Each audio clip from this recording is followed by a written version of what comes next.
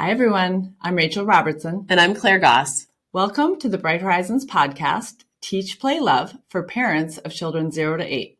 This month, we're going to be talking about a really relevant parenting topic, how to set limits with your young children. This is Teach, Play, Love. Rachel, so great to be with you in person. You too. And we have a great episode today on a topic I hear about all the time. I know I say that every month, but this really is an evergreen topic. And we got a listener question about it. So I'm going to read it aloud. This came in via email. Hit me. This email says, I'm really struggling with setting limits with my 2-year-old. She's stubborn and determined and gets so upset when I have to say no to things. And she doesn't get her way. How do I navigate this stage? This is relatable. Mm-hmm. So relatable. So relatable. Also so normal. Very, very normal. And supposed to happen. Yes, very typical behavior, but that doesn't make it any less tricky or like sticky feeling when you're in it. This is a really really not fun side of parenting that I don't think we talk about enough. Right. Well, developmentally, it's totally normal and necessary. Mm-hmm. But also as a parent, it feels terrible. Yeah. And you love this little person and you don't want to be in these situations and you just want all the good stuff. So it puts you as a parent in a place you don't want to be, even though it is actually something your child needs to experience and you are the right person for it. You're the person for it. Yeah. And I think there's some things where sometimes you have to set limits with your child and you feel confident about it because it's like a health or safety issue, right? Like hard limit. You have to wear your bike helmet. You have to put on a seatbelt in the car. You cannot run out into the street. Right. I will hold your hand in a parking lot. Those are easy.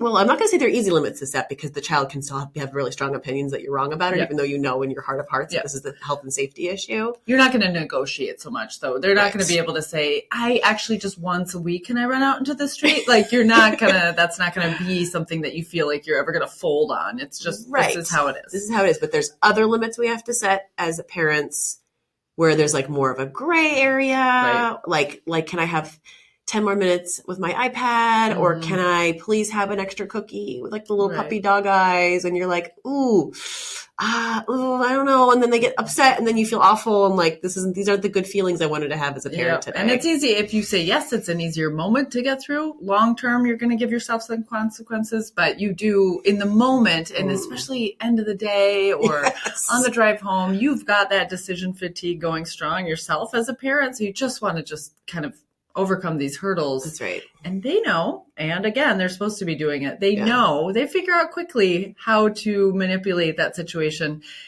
and not in an intentional way. They're learning about how the rules of human interaction work. So this is part of it. They're experimenting on you and they're seeing what they can do and what will happen. So why do we have to do this? Yeah. Why and is it good for their development? They also don't really understand their young children don't have that much in tune with their own needs and exactly who they are and what makes sense and how to delay gratification. So all that's happening too. Like they actually think it's the end of the world sometimes if they can't have another cookie because they can't say tomorrow's another day. They don't know how to think like that.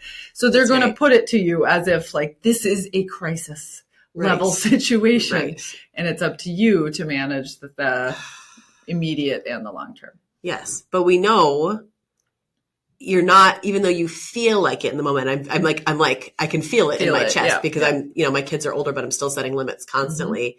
In that moment when you have to look at your child and say, no, this is the rule. This is the boundary. This is the limit. It feels awful. It does feel awful. It feels terrible. So I have to remind myself constantly that it is good for them. It's good for their development. So let's talk a little bit about why that is. Research is on our side with this one. Definitely. It is good for them. And I have older kids. Both my kids are in their 20s and I sometimes am still setting limits and it still feels awful. I still remember some of the times when they were younger that I had to do it and it was a pretty significant moment. And one time I actually drove down the street and pulled over and just had to sit there with myself for about a half hour saying like, I'm not going back on it. I'm not going back on it. I am not going back on it. But I couldn't move forward. Quite literally, I had to just sit in the car and talk myself through it. Yeah. But it's hard. Sometimes it's really hard. And your kids will tell you all sorts of things, how much they hate you, which unless you're doing something egregious, that is sometimes a compliment. That is saying, you've given me some boundaries and I'm pushing up against them. But one of the things I guess the research would tell us is that it's important to share is that setting boundaries for children is helping them learn about the world. So this is how they're figuring out what are the rules, what are social rules, social norms, how do I behave in this situation? They don't have, or they're developing they're learning how to delay gratification. They have a lot of impulse control issues. So the way that they will learn this is through natural consequences and having some natural boundaries. You can't have that before dinner, or we can't change the schedule every day, or you can't spend more time on your iPad, or whatever it is, because of this is how it works. And these are the plans we have. We've already agreed to this. That's helpful for them. That's how they figure out how to navigate the world. So much that they'll start to not be able to even explain it. They'll know how to behave. They know what the schedule of the day is. If it's constantly changing and there's no boundaries, they don't learn how the world works. They don't learn how to negotiate. They don't learn how to delay those gratification impulses.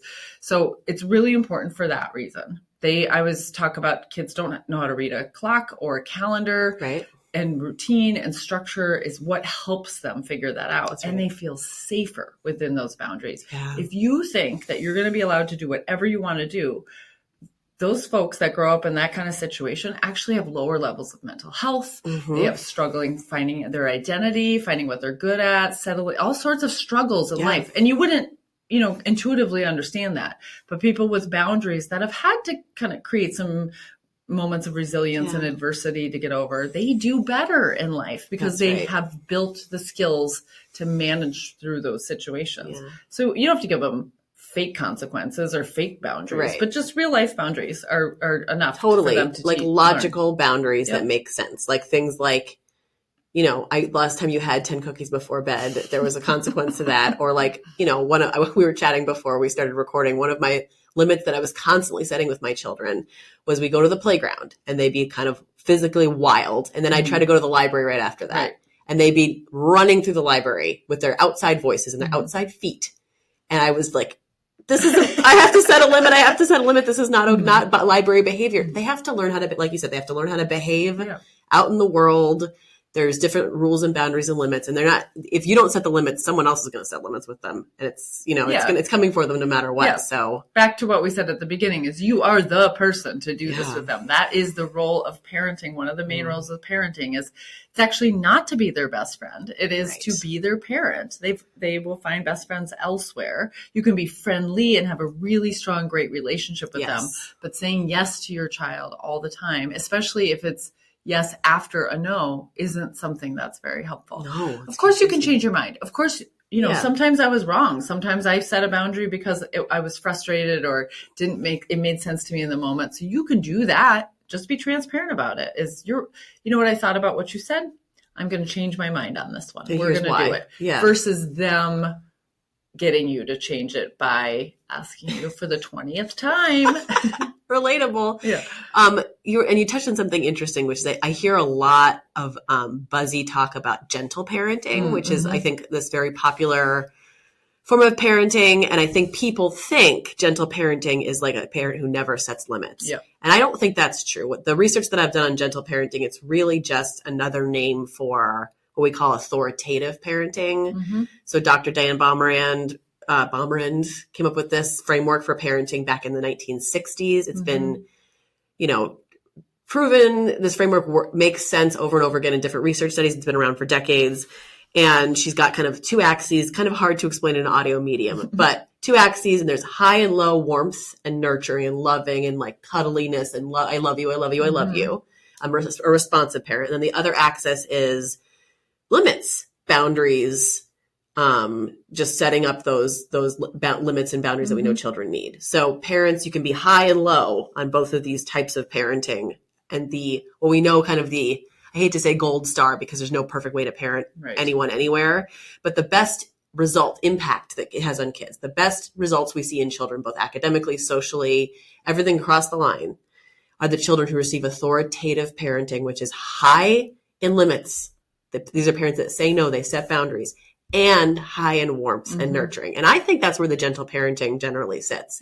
Gentle parenting just means you're delivering limits and you're also responding to the feelings involved. It's like a nice dose of empathy with the limits. Right. It's not a authoritarian approach. It's not my rules or no other options. It's not a lot of consequences, false consequences, or timeouts or any kind of punishments. It's using the natural scenarios and situations to teach and provide the lessons and limits.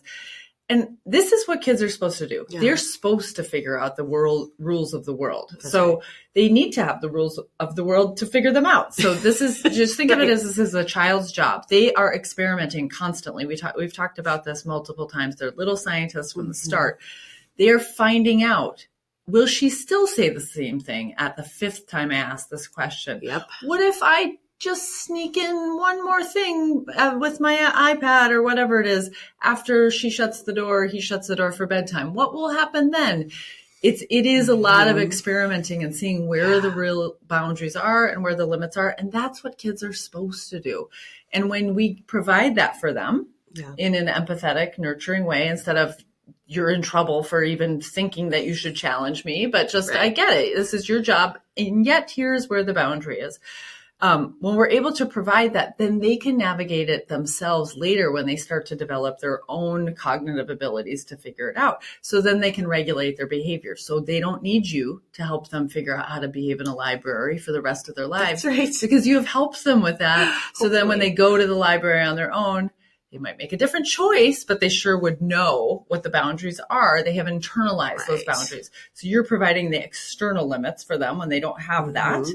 And then they will internalize them and have those. So they're not interrupting a teacher, or they're getting their homework in on time, or whatever it is. It leads to all of these things. And there's some other negative consequences too. If, we could have health issues if you're indulging with food situations. Kids are hearing a lot fewer words if they're having too much screen time. They're not in really rich dialogue with people and getting literacy and language development. So it's not just that you're not setting limits. If that's a negative in and of itself. There's consequences to the indulging in the things that aren't actually that good for them. That's right. I think, in case there's any listeners who aren't convinced yet that this is a good thing, I did pull some research, and there are studies that show that the role of external boundaries really do increase self-control. That's that, we've had another episode about that. Check out our previous episode on executive function skills and the importance of impulse control. So like you said, so we've got studies to support that parents who set limits with love have children who have better self-control. They're better at managing their feelings. So you still have those big feelings, but they get better and better. The more to practice they have with limits and boundaries, the better they get at managing those big feelings. They also are more respectful of other people's boundaries, right? Isn't that something we all want for our children? Yes. When you let them practice what boundary setting is with you, then you're sending your child off to kindergarten for a 2nd grade someday, preschool, and a child in their class, a peer says, don't do that anymore, or that's not the rule. And they're more likely to be like, oh, I know about that. Yeah. That's a thing that rings a bell. Like we have that in my house too.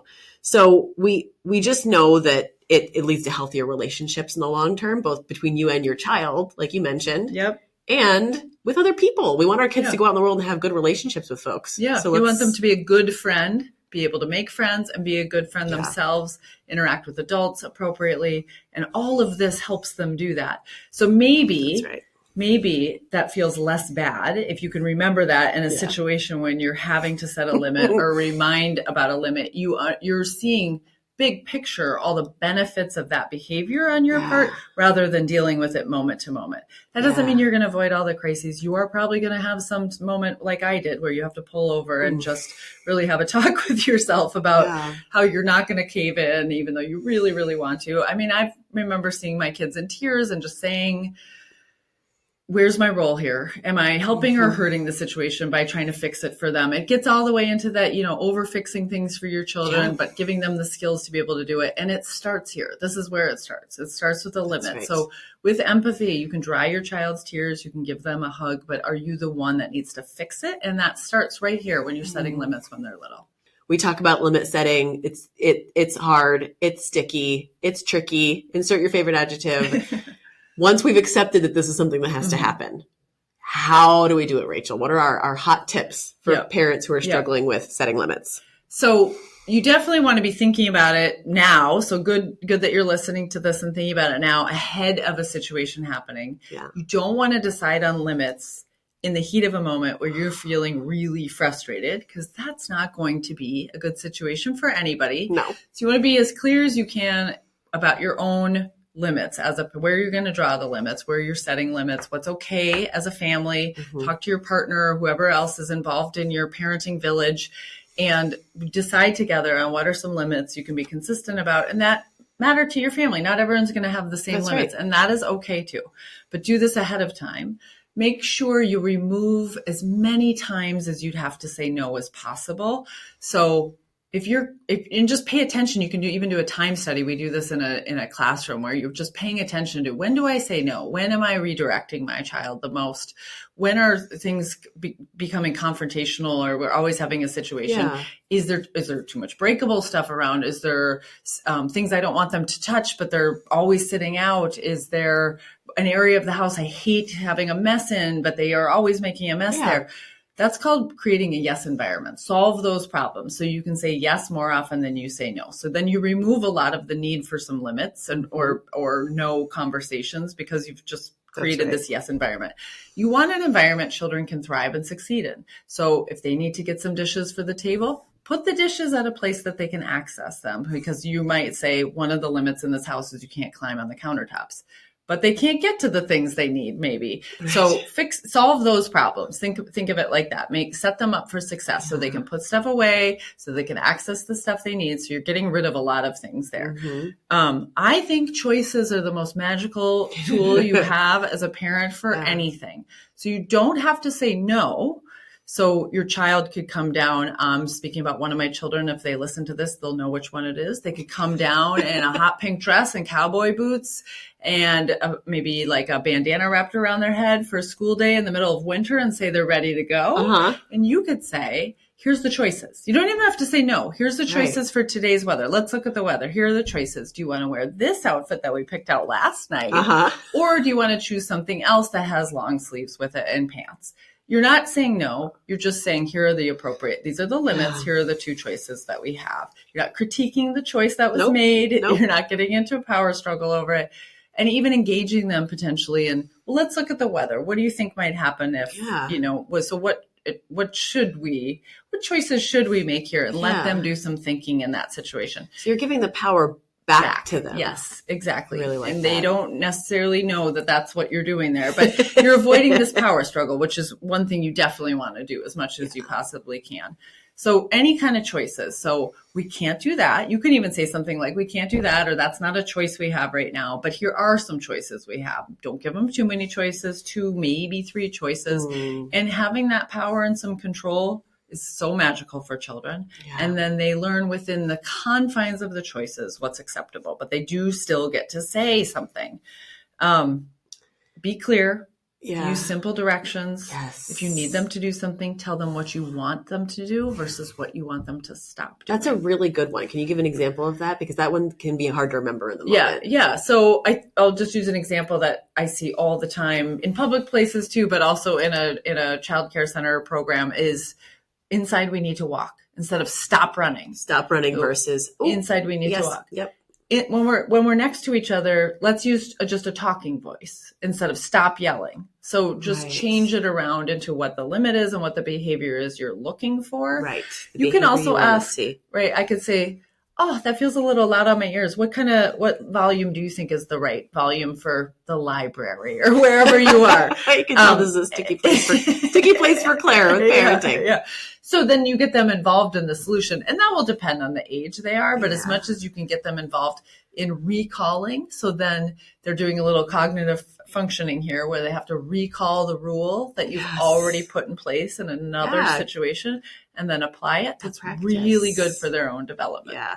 I think another tip I can give parents is I find that it's really hard to think of setting limits this way, but it can actually be a point of connection with your child. It could be, if you think about it, if you just decide to open yourself up to this as an opportunity, it doesn't feel like a good moment of connection because typically people are frustrated and disappointed, but you can get down on their level. That's one thing. Like the towering over your child saying a limit so important is really destructive to the relationship in the moment. Not like, I'm not talking about you've destroyed your relationship with your child forever, but in that moment, it doesn't feel good.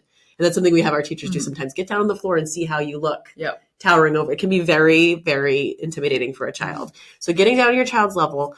And then there's some great work out of the Devereaux Center for Resilient Children on the Flip It method, which is really just a quick, fun acronym to remember in the moment. So Flip It is feelings and then limits. So you as the parent are going to start with the feeling. I can see her really like getting down level. Rachel, you seem really frustrated right now. And giving them those juicy words to use, that feelings vocabulary in the moment. There's so many good things happening here. You're reinforcing connection. You're modeling empathy. You're giving them the feelings vocabulary they need to someday maybe do the same thing to a friend. So you seem really sad right now. I can tell from your balled up fists that you're really angry.